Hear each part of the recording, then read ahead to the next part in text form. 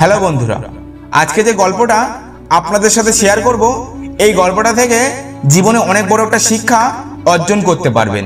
তাই সম্পূর্ণ ভিডিওটি দেখার অনুরোধ রইল। অনেক কাল আগের কথা, তখন এক গ্রামে তিন ভাই একসঙ্গে বাস করত। তারা খুবই গরিব ছিল এবং তাদের বাবা মা কেউই ছিল না। সম্পত্তি বলতে একটি কুঁড়ে ঘর, কিছু জমি আর একটি ভালো আম গাছ ছিল।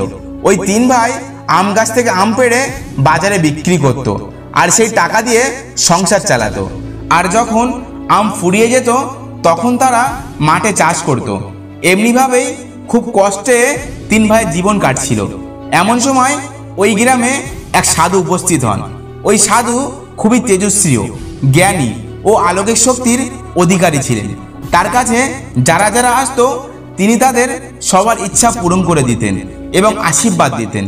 এই খবরটা ওই তিন ভাইয়ের কাছে যখন পৌঁছালো তখন তারা ভাবলো যে তারাও ওই সাধুর কাছে যাবে এবং কিছু আশীর্বাদ নিয়ে আসবে। তাই একদিন তাদের মধ্যে বড় ভাই সাধুর কাছে গেল ও সঙ্গে করে তাদের গাছের মিষ্টি রসালো সুস্বাদু আম নিয়ে গেল। সে সাধুকে খুব যত্ন করে আমগুলি খাওয়ার জন্য দিলেন এবং সাধু তার ওই মিষ্টি আম খেয়ে খুব খুশি হলেন। তখন তিনি বড় ভাইকে বললেন যে তোমার কি ইচ্ছা? তখন বড় ভাই বলল যে তার অনেকগুলো গাই গরু লাগবে। সাধু তৎক্ষণাৎ আশীর্বাদ দিয়ে দিলেন। বড় ভাই বাড়িতে এসে দেখলো যে তার ঘরের সামনে সত্যি সত্যি অনেকগুলো গাই গরু দাঁড়িয়ে আছে। এই দেখে মেজ ভাইও এক ঝুড়ি আম নিয়ে সাধুর সঙ্গে দেখা করতে চলে গেল।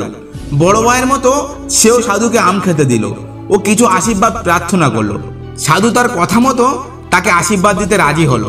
তখন মেজ ভাই সাধুর কাছে বলল যে আমার জমি অনুর্বর হয়ে পড়ে আছে, আপনি এমন আশীর্বাদ দিন যেন ওই জমি চাষের উপযোগী হয়ে যায়। সাধু তথাস্তু বলে আশীর্বাদ দিলেন। এরপর মেজ ভাই মাঠে গিয়ে দেখলো যে সত্যি সত্যি তার জমি উর্বর হয়ে গেছে। এরপর ছোট ভাই সাধুর কাছে গেল এবং অন্তত যত্ন ও নিষ্ঠা সহকারে সাধুকে সেবা করলো এবং সাধুকে তাদের গাছের আম খেতে দিল। সাধু তার সেবাতে সন্তুষ্ট হয়। ছোট ভাইকে আশীর্বাদ চাইতে বললেন। ছোট ভাই তখন বলল যে আমার জন্য একটা ভালো মেয়ে খুঁজে দিন, আমি বিয়ে করতে চাই। এই কথা বলার পর ছোট ভাই বাড়িতে এসে দেখলো যে সত্যি তার জন্য একটা পরমা সুন্দরী মেয়ে তার ঘরের সামনে দাঁড়িয়ে আছে, তাকে বিয়ে করবে বলে। বেশ কিছুদিন কেটে গেছে। এখন তিন ভাই সাধুর আশীর্বাদে প্রচুর টাকা ও সম্পত্তি করে নিয়েছে। এমন একদিন সাধু তীর্থযাত্রা করার জন্য ওই গ্রাম থেকে চলে গেলেন।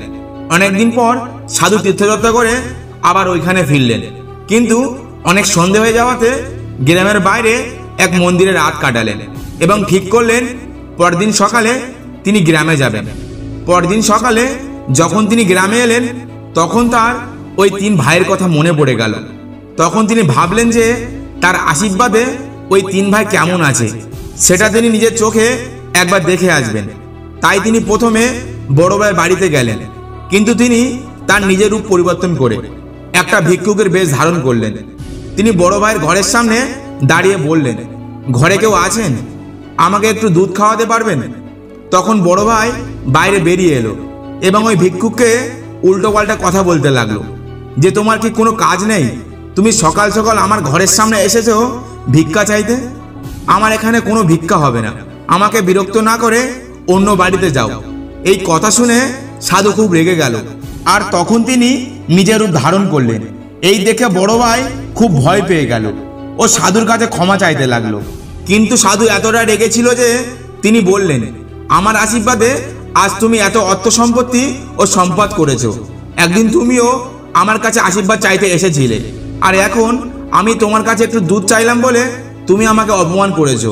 তুমি তোমার পুরনো দিনের কথা ভুলে গেছো, তাই তোমার কাছ থেকে আমি আমার আশীর্বাদ ফেরত নিচ্ছি। তুমি আগে যেমন ছিলে এখন আবার তেমন হয়ে যাবে। সঙ্গে সঙ্গে সাধুর কথা মতো বড় ছেলের অবস্থা আগের মতোই গরিব হয়ে গেল। তার বিষয় সম্পত্তি, ঘরবাড়ি ও গরু বছর সব উধাও হয়ে গেল। এরপরও সাধু আবার ভিক্ষুকের বেশ ধরে মেজ ভাইয়ের বাড়িতে গেল। মেজ ভাইকে বলল, বাবা কিছু চাল দেবে? অনেকদিন কিছু খাওয়া হয়নি। কিন্তু বাড়ি থেকে কেউ বেরোলো না। এরপর সাধু অনেক ডাকাডাকি করতে ভিতর থেকে খুব রেগে মেজ ভাই বাড়ির বাইরে এলো এবং ওই ভিক্ষুককে খুব কঠোরভাবে তিরস্কার করলো। সে বলল যে আমি কি এখানে লোকের খাওয়ার আয়োজন করেছি যে তুমি সকাল সকাল আমার কাছে চাল চাইতে এসেছো? আমার এখানে কোনো রকম ভিক্ষা হবে না, তুমি এখান থেকে চলে যাও। এই কথা শুনে সাধু খুব রেগে গেল। ও সঙ্গে সঙ্গে নিজের ভেষ ধারণ করলো। তিনি মেজ ভাইকে পুরনো দিনের কথা মনে করিয়ে দিয়ে বললেন যে তুমি একদিন আমার কাছে আশীর্বাদ নিতে এসেছিলে, তখন তোমার অবস্থা খুবই খারাপ ছিল। আজ আমার আশীর্বাদে তুমি এত কিছু করেছো, অথচ আমাকে চিনতে পারলে না, এইভাবে অপমান করে তাড়িয়ে দিচ্ছ। আমি তোমাকে অভিশাপ দিচ্ছি, তুমি আবার আগের মতো অবস্থায় ফিরে যাবে। সাধুর কথা মতো মেজ ভাই আবার আগের মতো গরিব হয়ে গেল। তার অর্থ সম্পত্তি সব এক নিমেষে শেষ হয়ে গেল। এরপর সাধু ভিক্ষুকের বেশ ধরে ছোট ভাইয়ের কাছে গেল। সেই সময় বাইরে খুব ঠান্ডা হাওয়া দিচ্ছিল। তিনি ছোট ভাইয়ের বাড়ির সামনে গিয়ে ছোট ভাইকে ডেকে বললেন যে আজকে রাতে একটি থাকার জায়গা হবে, কারণ বাইরে সন্ধ্যা হয়ে গেছে ও খুব ঠান্ডা পড়েছে। তখন ছোট ভাই ঘর থেকে বেরিয়ে সাধুকে সাদর আমন্ত্রণে ঘরের ভিতরে নিয়ে এলো এবং তাকে যথেষ্ট সেবা করে খাইয়ে দাইয়ে ঘুমনের ব্যবস্থা করে দিল। পরদিন সকালে ওই ভিক্ষুক নিজের রূপ ধারণ করলো। ও ছোট ভাইকে বলল যে তোমার সেবাতে আমি খুব সন্তুষ্ট হয়েছি, আমি তোমার মন পরীক্ষা করতে এসেছিলাম। এই কথা শুনে ছোট ভাই অবাক হয়ে গেল। সে সাধুকে প্রণাম করে বিদায় জানালো। সাধু যাবার সময় ছোট ভাইকে বলে গেল যে আজ সন্ধ্যাবেলায় তুমি ওই দিকে যে অশ্বত্থ গাছ রয়েছে সেখানে যাবে। ছোট ভাই এই কথাটা শুনে কিছুটা অবাক হয়ে গেল, কিন্তু যেহেতু সাধু বলেছে তাই সে তার কথা মতো সন্ধ্যাবেলায় অশ্বত্থ গাছের কাছে গেল এবং সেখানে গিয়ে দেখলো যে 3 গড়া স্বর্ণমুদ্রা সেখানে রাখা আছে। ছোট ভাই ভাবলো যে সাধু তাকে হয়তো এই জন্য এখানে আসতে বলেছিল এবং হয়তো এই স্বর্ণমুদ্রাগুলো তার জন্য রেখে দিয়ে গেছে। সে সাধুর কথা মতো ওই 3 গড়া স্বর্ণমুদ্রা নিয়ে বাড়িতে চলে গেল এবং সারা জীবন অতিথি সেবা করতে লাগলো এবং সুখে শান্তিতে ঘর করতে লাগলো। তো বন্ধুরা, আমাদের যখন অর্থ সম্পদ বৃদ্ধি পায় তখন আমাদের ভিতরে অহংকার চলে আসে। তখন আমরা মানুষকে মানুষ বলে মনে করি না। অতীতে আমরা কেমন ছিলাম তা সহজেই ভুলে যাই। যে ব্যক্তি অহংকার করে, টাকার লোভে অন্ধ হয়ে যায়, সে ব্যক্তি কোনো না কোনোভাবে আবার সেই অবস্থায় ফিরে যায়। তার জীবনে কোনো সময় সুখ আসে না। অহংকারই হচ্ছে ধ্বংসের মূল কারণ। তাই যতই অর্থ সম্পদ হোক না কেন, কোনো সময় অহংকার করা যাবে না। মানুষকে মূল্যায়ন করবেন, সৎ পথে চলবেন এবং জীবনে সেবা করবেন, দেখবেন অর্থ সম্পত্তি আরও বৃদ্ধি পাবে। এবার আপনি এই গল্পে 3 ভাইয়ের মধ্যে কার মতো হতে চান? বড় আর মেজ ভাইয়ের মতো, নাকি ভালো ব্যবহার করা ছোট ভাইয়ের মতো? অবশ্যই কমেন্ট বক্সে বলে যেও। ভিডিওটি ভালো লাগলে অবশ্যই লাইক করে কমেন্টে জানান। আর এমন সব ভিডিও পাওয়ার জন্য আমাদের চ্যানেলটা সাবস্ক্রাইব করে পাশে থাকার অনুরোধ রইল। ধন্যবাদ।